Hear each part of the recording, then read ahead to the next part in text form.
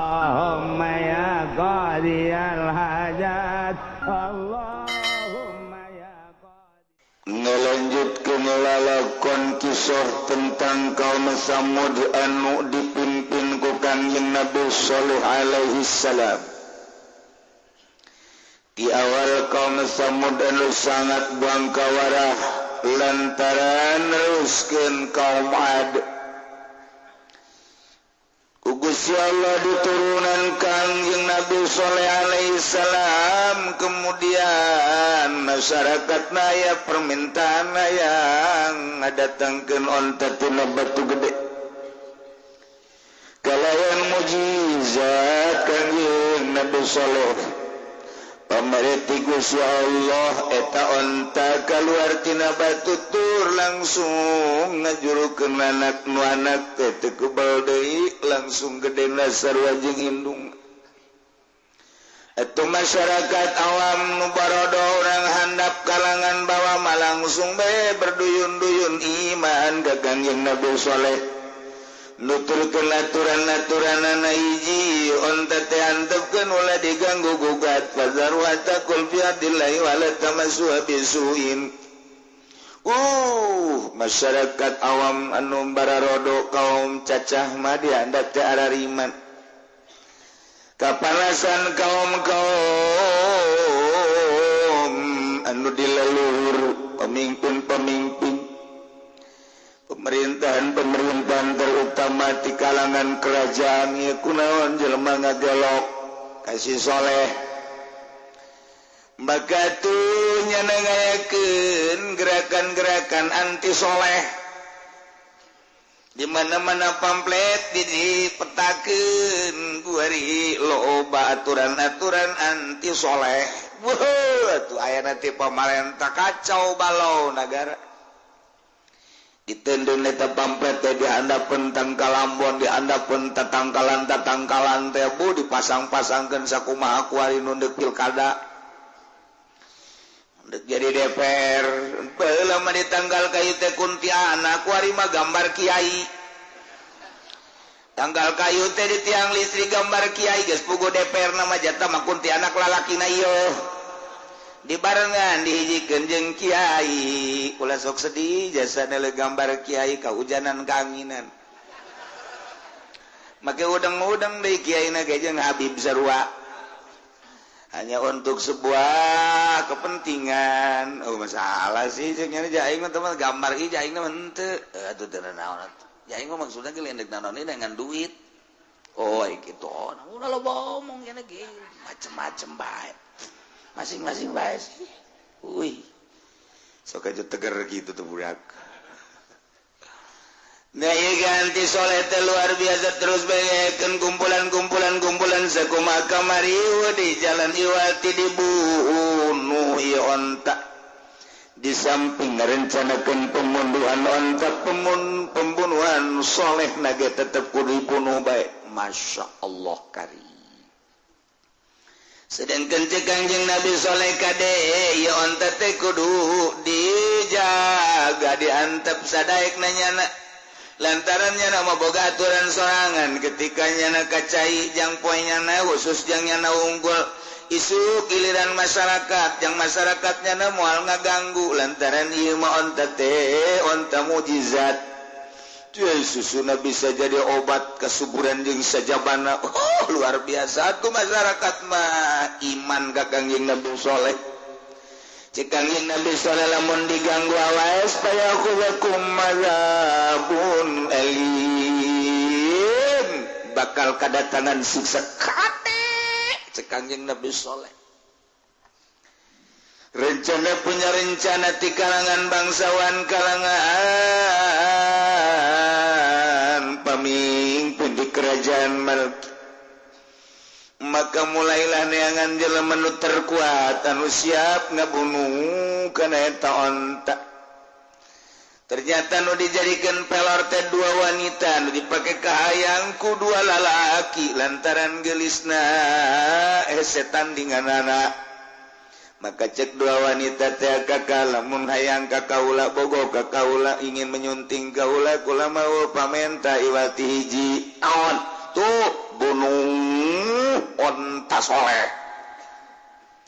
lantaran bogo atuh siap bae ulah ninggal karak ngabunuh eta leuwih teh eta kakak mah siap bae atuh kitu nu bogo mah lantaran manehna jelema kaya maka neangan jelema nu bakal bisa dibeli ternyata aya seorang manusia anak zina ngaranna Ki Kudar maka Ki Kudar teh didatangan seorang geng anu luar biasa ieu asalnya nama dibere ameulina bae sakumaha kahayang Ki Kudar bakal dicumponan maka Ki Kudar siap untuk membunuh onta soleh bahkan Kanjeng Nabi soleh nage siap untuk dieksekusi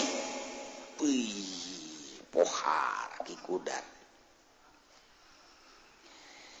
maka kaum Samud anu geus sepakat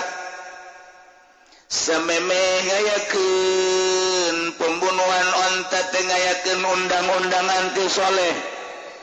bahkan sababaraha tokoh masyarakat anu iman ka Kanjeng Nabi soleh dipanggil dijeburkeun ka penjara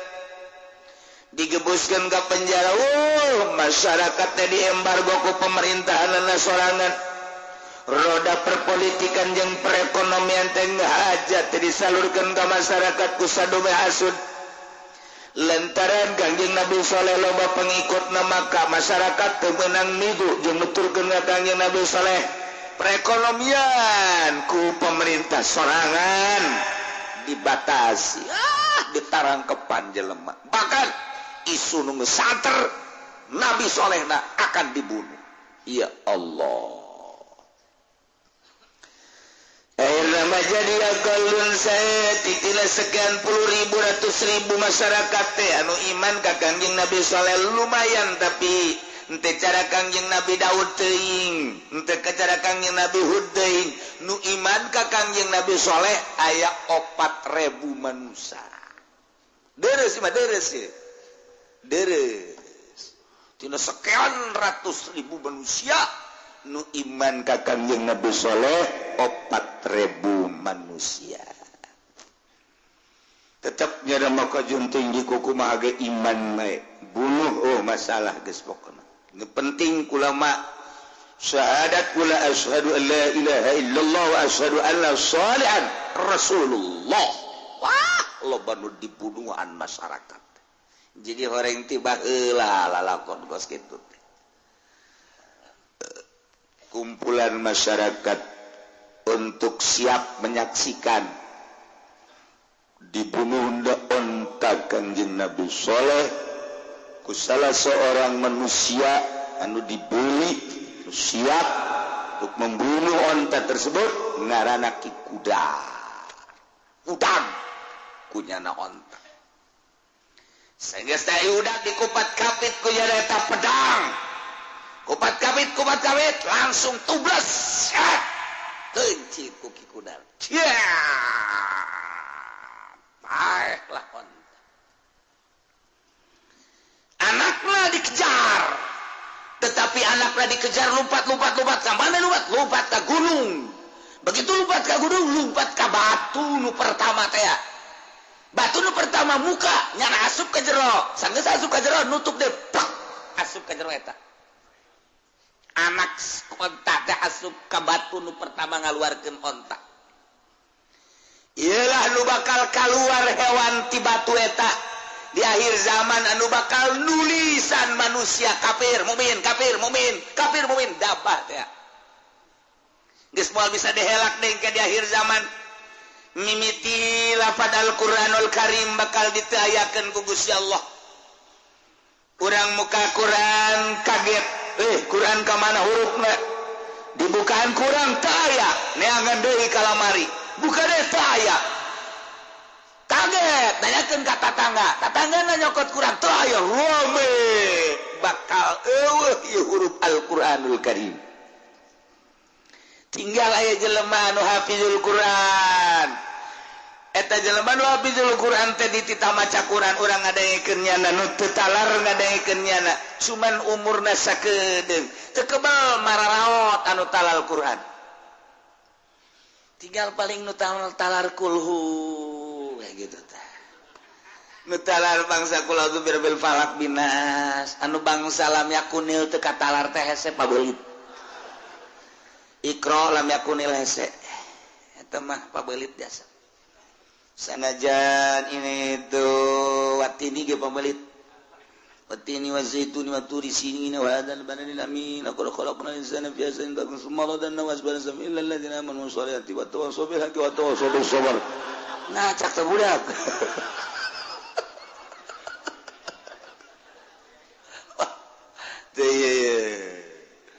geus atuh nu talar Quran ge nu bangsa nu tatalar Yasin tabarok bangsa di maota tinggal biucak-cak buricak tapi mah gancang caritana timbul dabah eta berarti ti Yordan ke muka deblek keluar dabah eta nah ieu lah nyana bakalna dibere ku Gusti Allah patlot eta patlot nulisan jelema kafir mukmin kabir mukmin atuh kadang katara di dieu sia kafir sia mukmin aya di dieu teu bisa ngahelak deui teh mah masyaallah kari ieu dabah nu eta masuk ka batu deui tinggal onta nu ieu anakna masuk ka batu onta nu ieu mah pae faqulna qatawatau an amri rabbihim wa qalu ya salihu tina bima ta'iduna in kunta minal mursalin ayeuna kaum Samud teh marencit onta atas nama kaum Samud padahal nu mencipta maki kudar dengan perintahan kaum Samud rame-rame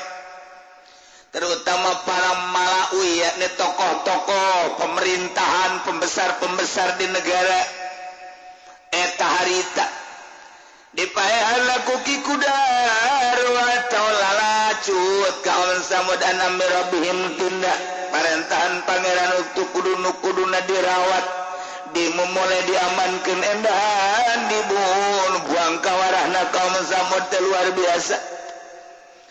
terpercaya karena karasulan jeung kanabian kanjeng Nabi Saleh alaihi salam bahkan wa qalu ngaromongna Saleh itina bima ta'iduna in kunta minal mursalin datangkeun coba ka kami kabehan ye jangan geus dibunuh nucak siak cenamun dibunuh bakal datang siksa itina datangkan coba siksa pribadi iduna janji anjeun ayo ingkul kabila mursalin mun bane memang benar-benar mursalin datangkan siksa naon ayo ambo ya Allah ya Rabb cekang yang Nabi Isa cekang yang Nabi Saleh tamat tahu sok sesenangan mana dalam rangka 3 poe 3 poe deui bakal datang siksa Saleh lalu bawa omong kuari bae kuari jatah 3 poe segala naon lah pangeran bodoh amat ambo cekan jeung Nabi Saleh tetep bae pan kaula mautusan Gusti Allah maksudna diantarekeun datang ka 3 poe lamun taya perobaan 3 poe kakarak datang siksa deuk dikumahakeun cakaona deuk dikumahakeun kieu cekan jeung Nabi Saleh dina 3 poe tengke urang deuleu perkembanganna isukan isfarat wujuhum bakal kararoneng wajah deuleu bae isukan berubah wajah bakal koneng dina poean kadua ihmarat bakal beureum poean katilu fil yaumi salis iswadat hideung tah geus poean katilu hideung poean kaopat kakarak turun siksa delekeun ayo jangan ulah ngomong meleh ngadenge sia siksa coba isukan koneng teu beungeut kami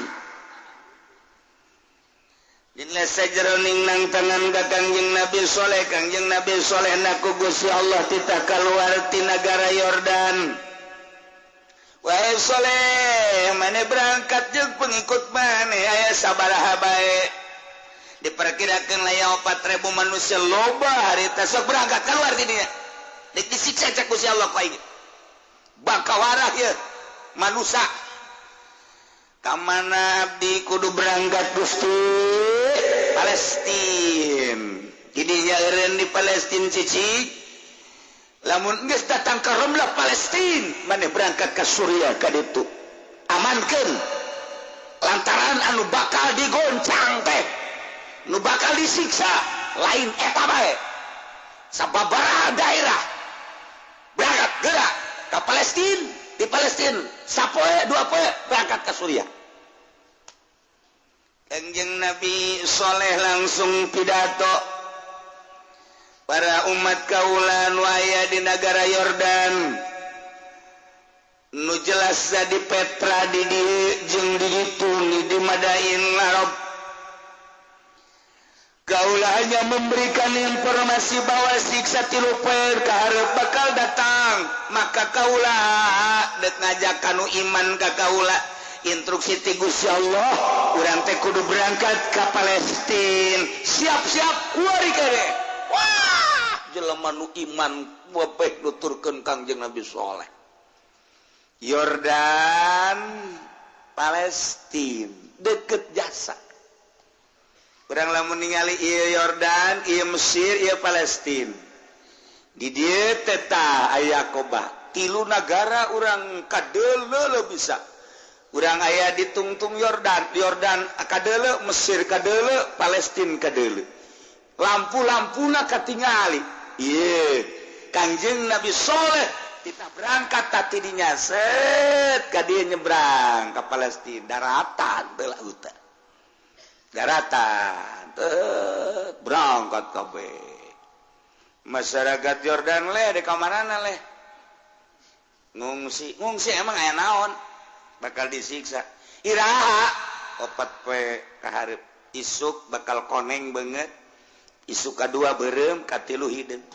osok macem-macem meleh tiba heula ge jana teh karar itu atuh beureum aja teh berjamaah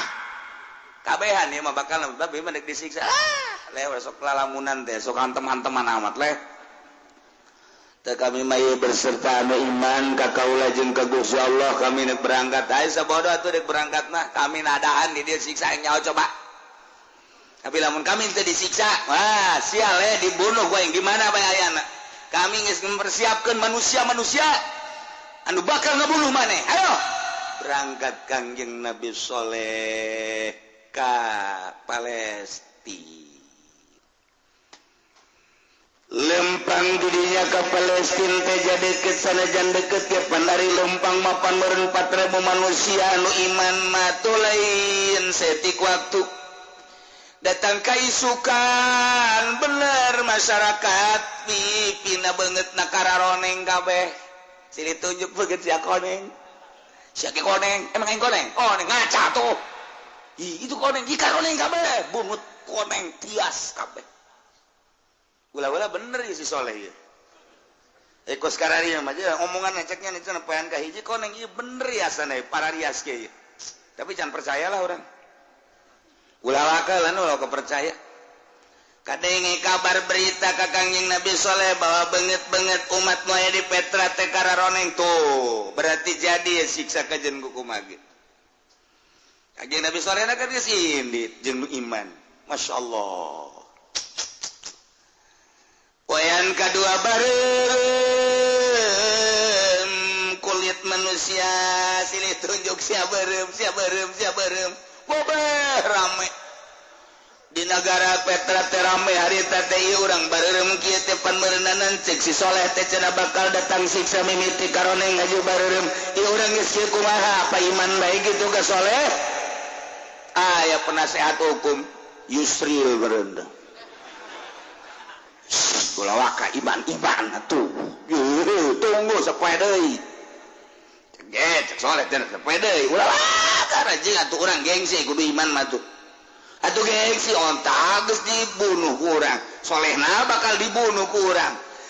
ada urusan siksa-siksa ieu tahan bae siksa naon sih coba diatur urang lah sapira siksa meureunana paling meureun datang batu kerikil-kerikil atau angin-angin atuh urang muntah yang bae sih penasehat hukumnya hebat jasad nu ngaulah-ulah kana iman bener datuk iya bener ulah datang ka iman atuh padahal hate mah kabeh teh masyarakat ieu bener kajian hukum ge soleh bener ieu poe hidung kabeh beungeut masyaallah harideung beungeut teh harideung mah ngarobrolnya berarti orang isukan siap disiksa ieu bener soleh ieu kumaha tuh ieu urang siap apa disiksa apa iman mah ieu gengsi kudu iman ka Kangjeng Nabi saleh mah urang gengsinya lagi geus eueuh deuk kumaha coba ieu geus kieu ieu urang lah coba hayang nyaho isukan deuk kumaha coba datang ke PK4 mulai oyag-oyagan taneuh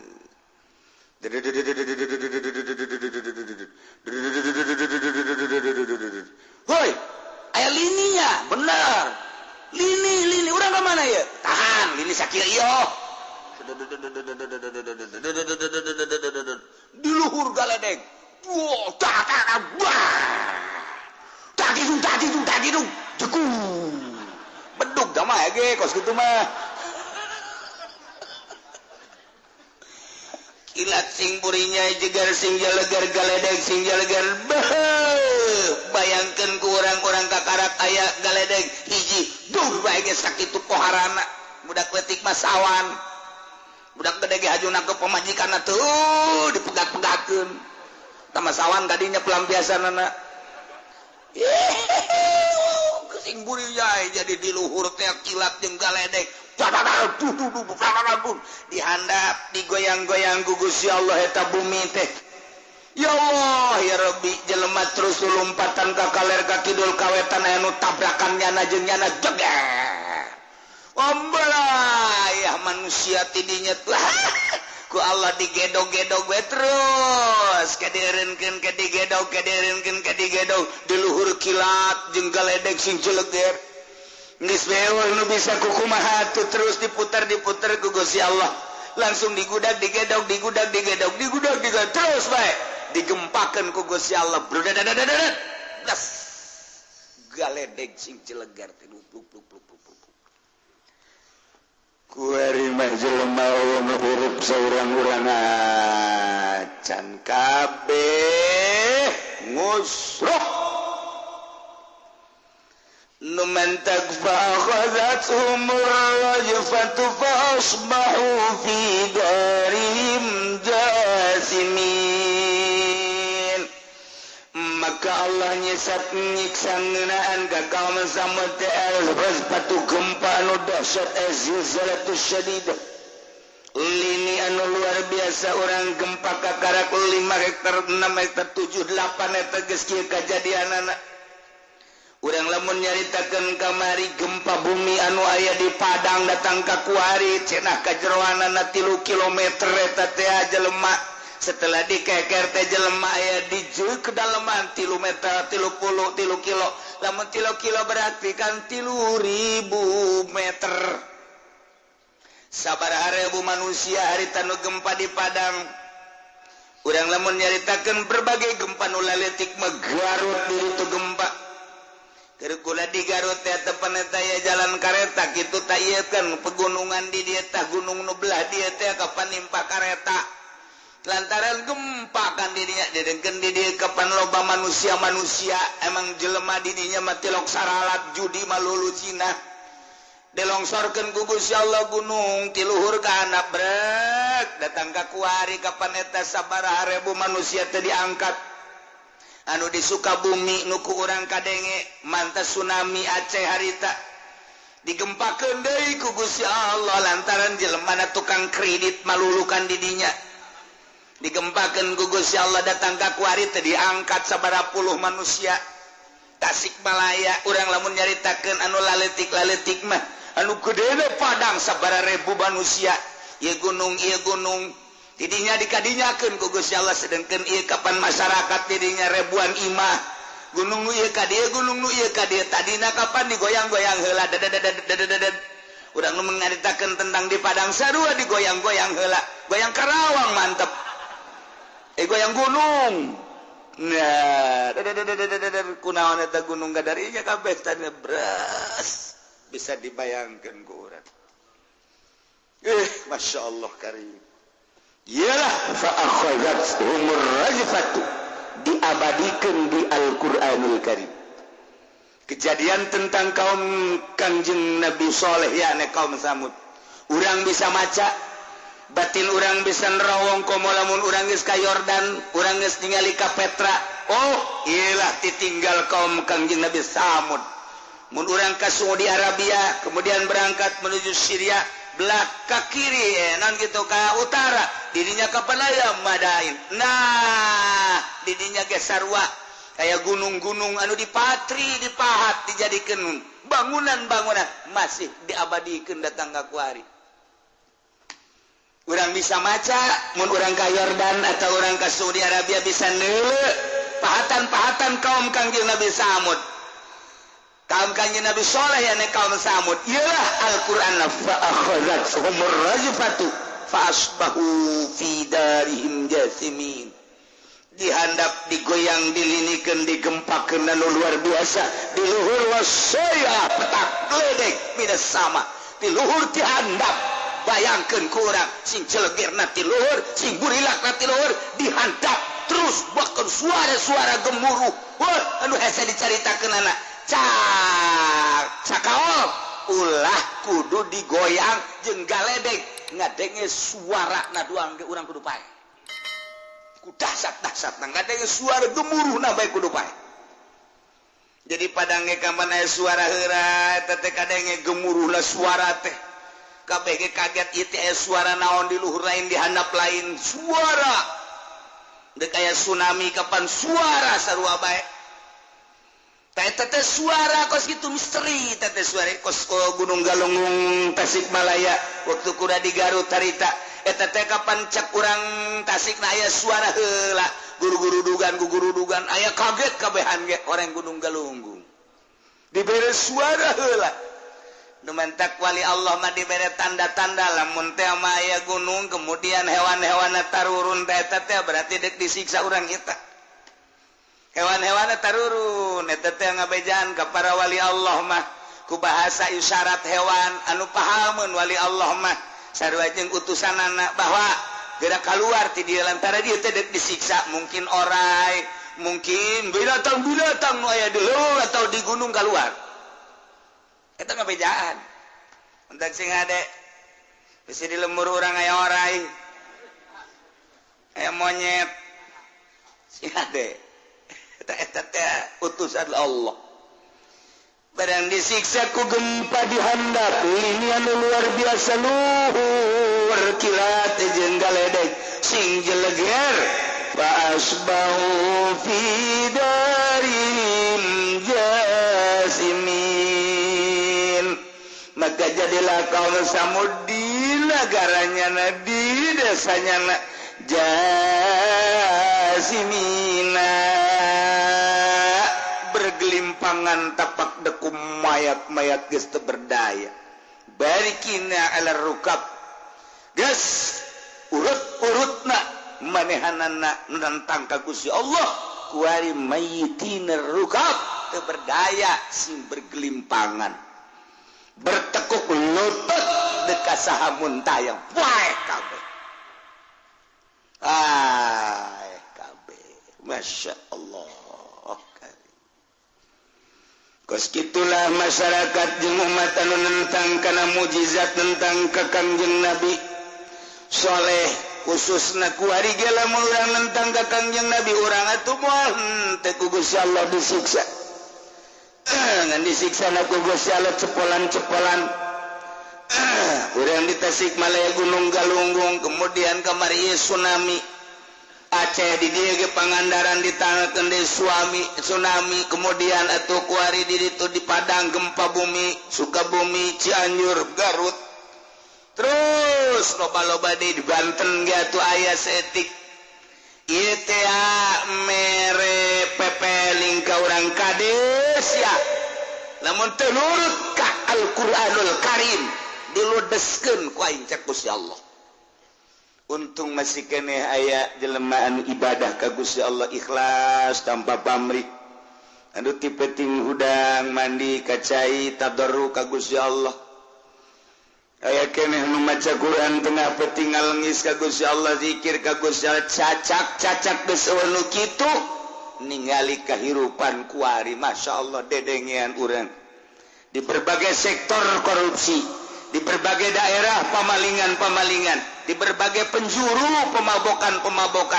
di berbagai daerah perzinahan, ieu kan ngaranna ngundang tsunami, ngundang siksa. Geus teu daek ngadenge ka ucapan kiai, teu ngadenge ka Al-Qur'anul Karim, di mana bae kuari mah mabok, zina, maling, korupsi. Pemalingan nu kamari mah urang ngadenge sakadar maring HP jeung sepeda ningkat kuari kana motor. Mending lamun jelema teh dibunuh deui silih bunuh kuari mah pamalinganana gara-gara dibeulem. Kemudian kuari mah nu malingna ge atuh geus dibunuh deui bae. Aju kuari ka mobil deus, mobil anu jarore mah. Mobil bagus dipaling keneh bae termasuk angkot ge dipaling bae ku nyana. Angkot dipaling, truk dipaling. Ieu mah kuari mah jadi pamalingan kabehan. Urang adenge nu maling ngeri kuari mah kaluar ti peuting sorangan geus teu wani lantaran berhadapan jeung pamalingan pestol pan kuat. Yah, ieu jadi nagara naon di urang teh? Masyaallah karim. Lamun jana ngomong, "Hei, sia kunaon maling bae?" Ulah loba ngomong. Ya, urang mah maling sakieu. Teu di luhur miliaran. Oke nya, sakena teh. Aing mah maling motor ge udak-udak aing nyana. Ngaling urang teh di kumahakeun. Saha? Si eta. Coba ngomongkeun si eta saha? Bejakeun lah kono eta. Eta jeung berekan pamalingan gawe. Ya Allah, ya Rabbi. Ya fasbahu fi darihim jasimi. Kuari manggeus ambalayah bangke-bangke berserakan puluhan ribu ratusan ribu.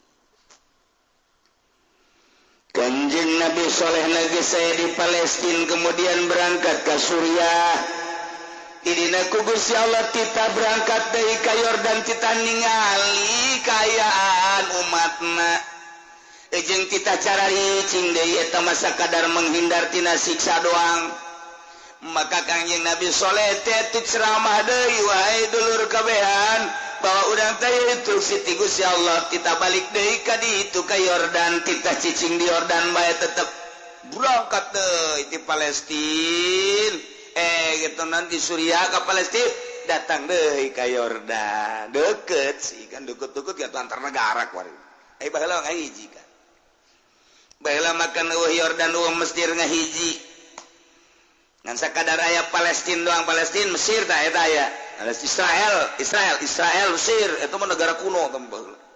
anu kuari mata bangsa Dubai Abu Dhabi kemudian Yordan eta mah negara anyar sagara Kuwait eta mah anyar pemisahan nah urang ieu mah jadi ke negara anyar baheula mah hiji bae tot Mesir belah itu Israel Suriah Sam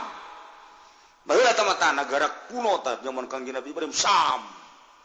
Syria. Nah, Kangjeng Nabi Saleh balik deui. Umat diajak kabeh sebanyak 4.000 cek Kangjeng Nabi Saleh urang deuleu coba ieu tatangga urang kawau urang leluhur urang nu kamari nang tangan kana siksa Gusti Allah. Urang titah balik deui ka ditu supaya berangkat deui. Begitu berangkat datang ke Yordan. Masya Allah karim jelema geus bararau nu ngaringkuk bae ki aya anu kitu geus potongan manusia paehna ye macem-macem nu mendak fa asbahu fi darihim jasimin aya anu ngagoler aya nu nangkarak aya nu nangkup aya anu diuk aya nu woker ki macem-macem nu ngarengkol iyalah jelema anu disiksa ku Gusti Allah datang kanjeng Nabi sallallahu kadinya fatawalla anhum ngabalir kanjeng Nabi sallallahu ti kaum nawagola cek kanjeng Nabi saleh padahal mah geus maot tapi kanjeng Nabi saleh titah ngomong ku Gusti Allah ya kaum wahai kaum kaula laqad ablagtukum risalat rabbi jelas kata yakin kaula geus sampaikan ka anjeun kana risalah pangeran kaula amanat pangeran kaula wala sahtu lakum kaula geus ngasehatan ka maraneh kabeh kade kudu percaya ka kaula bahwa ku teh utusan Allah ieu onta sebagai mukjizat lain sakali kula terus bae ngasehatan terjadilah kos kieu walakin la tuhibbuna nasihin tetapi anjeun teh teu hayang tresep kana nasihat akibatna disiksa model karana gitulah kanjeng Nabi saleh nyarita diabadikeun dina Al-Qur'an sehingga urang bisa nyaho ieu teh kapan keur ngabeberah kanjeng Nabi urang kanjeng Nabi Muhammad sallallahu alaihi wasallam ketika kanjeng Nabi dicaci maki diciduhan kanjeng Nabi bahkan direncanakeun deuk dibunuh nalangsa secara manusiawi kanjeng Nabi teh begitu kanjeng Nabi nalangsa dibere dongeng ku Gusti Allah caritaan kanjeng Nabi saleh barang adenge caritaan kanjeng Nabi saleh kanjeng Nabi urang ngaragap dada orang can sakumaha urang mah tuh geuning kanjeng Nabi saleh mah pohara jasa jadi ngarasa leutik kanjeng Nabi dicaci dimaki dirusak sahabat dan lain sebagainya kanjeng Nabi narek dibunuh diusir eta kanjeng Nabi ngarasa leutik lamun deuleu ka kanjeng Nabi saleh alaihi salam diabadikeun dina Al-Qur'an tentang kaum kanjeng Nabi Sam kaum Nabi saleh yane kaum Samud ucapan kanjeng Nabi saleh na ieulah fatawalla anhum wa qala ya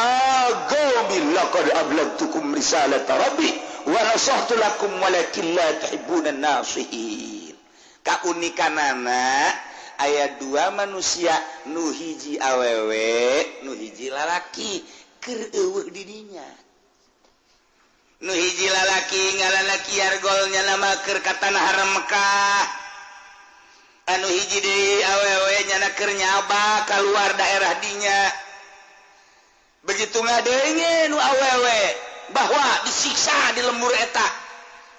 awewe eta hayang nyaho coba kos kumaha si siksana barang datang ka dinya lantaran nyalawat teu iman ka kanjeng Nabi saleh eta gempa aya deui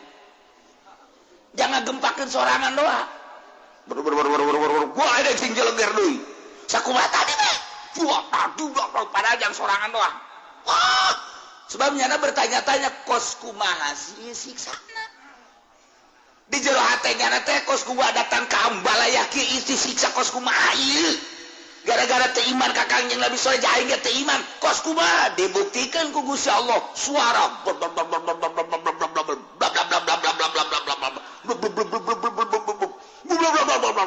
wah si jeleger tunggal wah goyang di hadap berapa tinggal Kiargol nu keur aya di tanah haram Mekah nyana ngadenge bahwa ieu dua negara disiksa hiji di Arab padain nomor kedua padain soleh nomor kedua di Yordania nyana hayang gegeraan bae balik ka ditu hayang neuleu sarua jeung nu tadi di kos kumaha cenah eta siksana coba aing hayang nyaho padahal mah nyana lamun cicing bae mah di tanah Mekah atuh aman nyana moal paeh tah urang mah make padahal mah nah naon nih urang sok make padahal mah bae padahal tuh geus moal bisa geus aya qada jeung qadar Allah qada adalah pelaksanaan Gusti Allah di alam itu qadar ketentuan Allah kuari ngahiji qada jeung qadar mual bisa aya anu nabrak karena takdir sanajan urang bertadbir usaha urang kuku bahage mual bisa ngarobah karena takdir Allah subhanahu wa ta'ala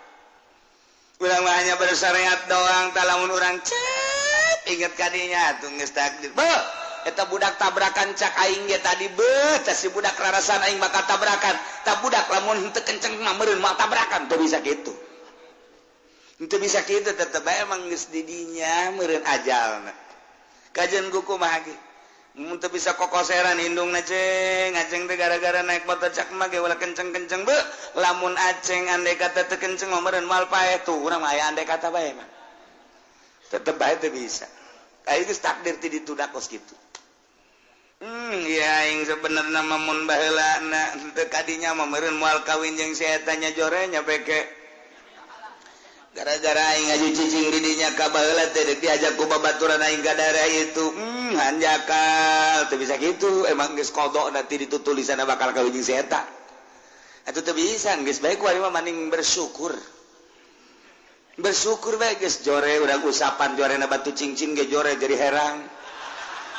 batu cincin menang meuli didinya dipuri jaza waduh hideung digosokan coklat setik digosokan bogal peuting atuh herang atuh pamajikan urang ge kurang dielapan urang dibagus-bagus atuh herang majikan urang ieu mah tun mantak henteu kadeuleu bagus teh mah kos batu cincin diantep jeung garogek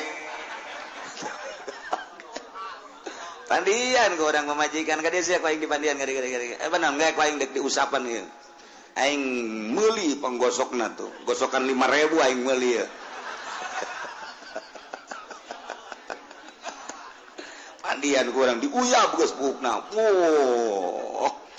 ulah hese-hese geus pokona mah make eta teh naon garang-garana baheula mah pare teh sabu pare dibeulem wah ieu kan kumaha ieu membukun ti anak cak urang teh ieu beres di sabunan mah diais urang memajikan urang aju urang eta kuari digosok sat panpak iya berang atuh lain herang ledeh ieu mah sapoe dua poe pameulikeun urang parfum nu bagus atuh naon kitu ngaranna wedak ieu mah wedak mah keli bekel nya ngahutang deui kalina ga dek gelis kumaha tuh bedak keli tetep parang tidak ampal dikabeungeutkeun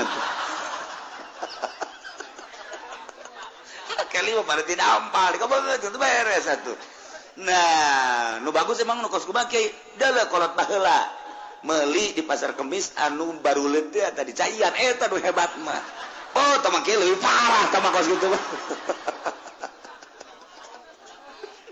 baheula mah aya di pasar kemis tu baru teh datang ka imah aja di caian angel jasa eta ka ieu ngaranna jatuh jasa Pak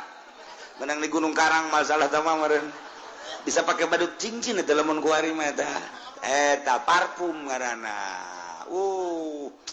terus dipake sawak-awak mandi aju digosokan daki beunang kabeh ieu teh baheula mah aya kos kitu eta.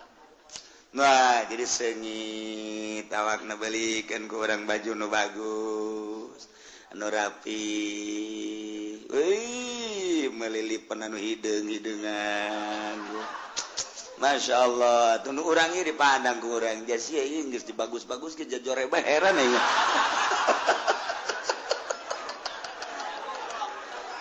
Teu daek robas ya. Ngan rada deres bae kuari rada aya Luis ya ieu. Bae digosokan ge mah rada aya Luis. Jadi maksudna aing mah wasiatna teu disaha-saha. Kan eta mah kamari ieu mah mun ku aing dibawa ke kondangan, aing babaturan aing ngomong aya teh saha.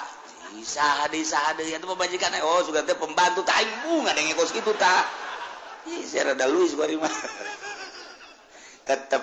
urang nu ngurusan atuh. Diurus urang. Sia mah awak ieu kan rada gede. Ajur ada pendek, geus aing meuli kunaon bude jasa ieu. Jadi berarti kan hampir kos barong lah sia ieu.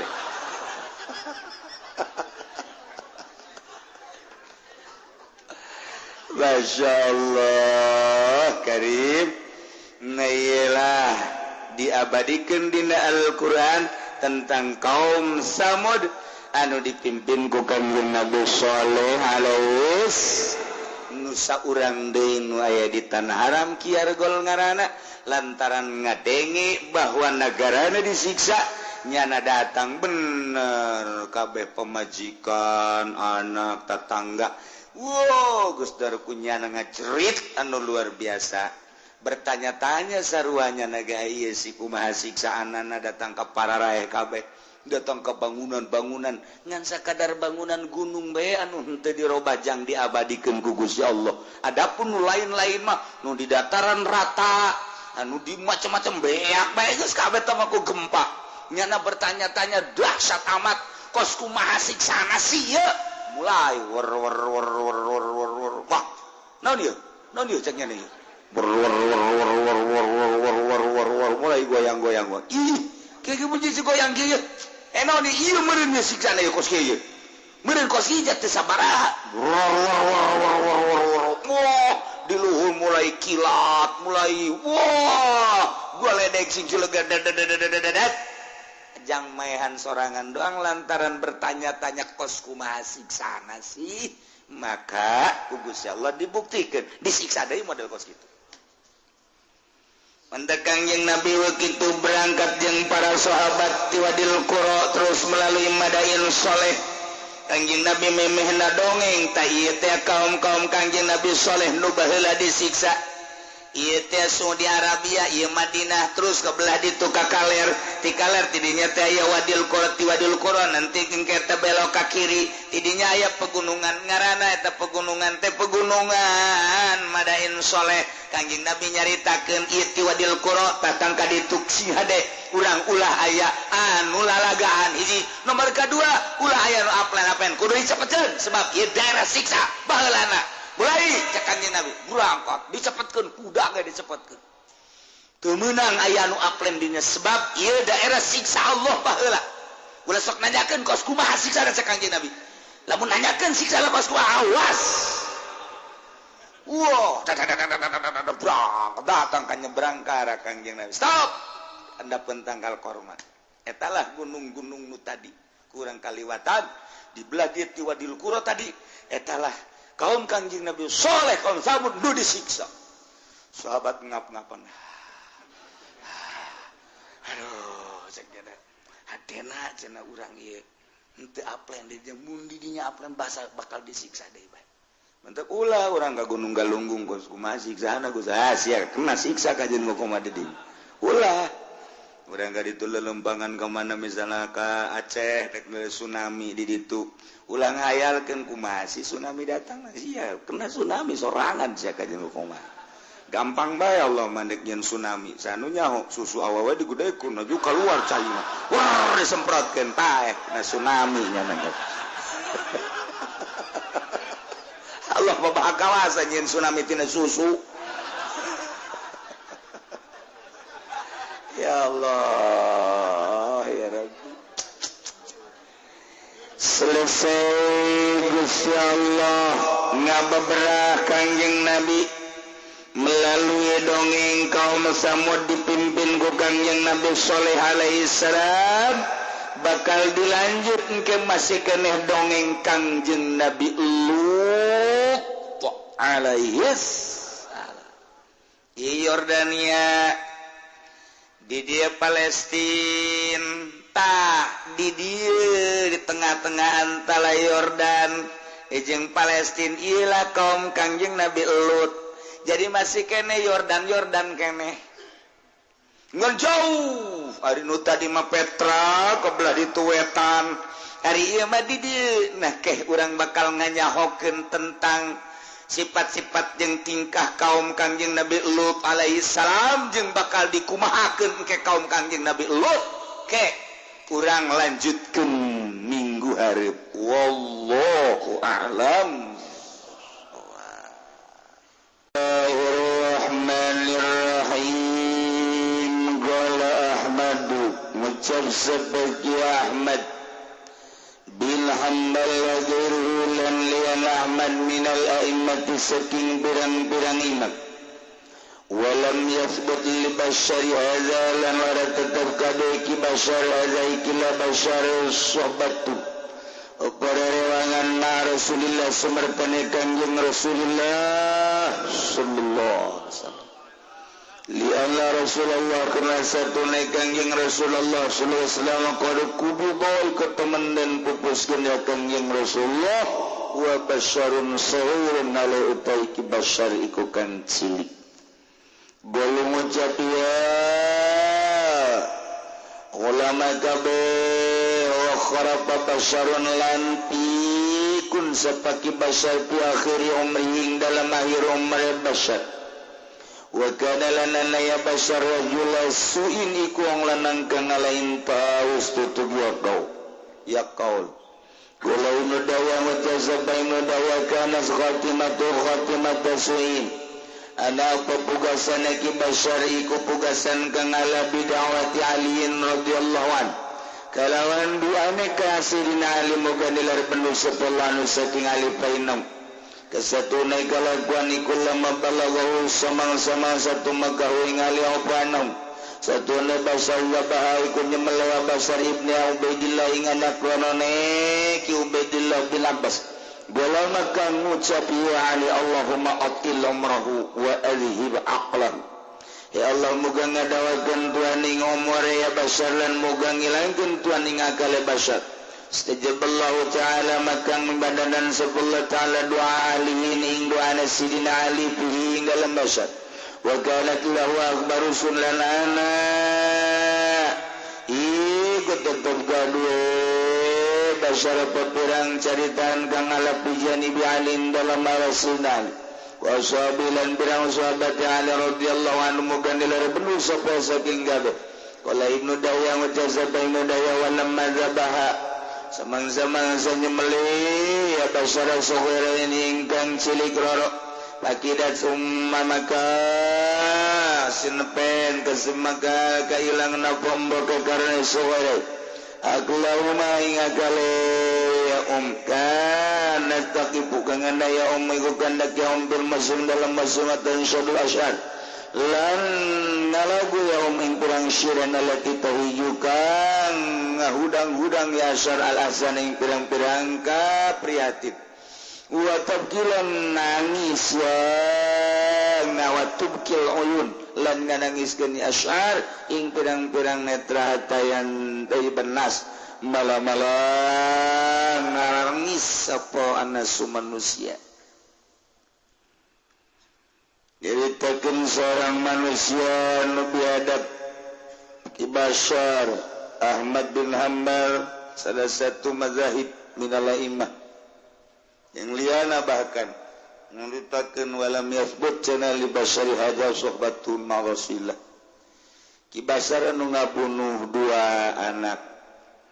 Sidina Abbas eta mah teu pernah